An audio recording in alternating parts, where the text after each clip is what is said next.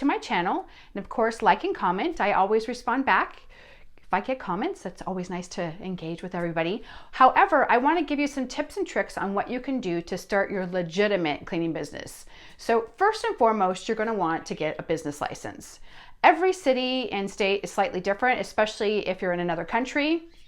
I can tell you here in the Americas, each city has a certain amount of what that business license costs. In my city, for example, we actually had a pilot program where they started to do business licenses and then decided it was just too much trouble and not worth the effort. So we actually are not required in the city that I reside in to have a business license. But other cities, of course, are going to want that revenue. So you make sure that you are legitimate and that you have a business license in every city that you operate.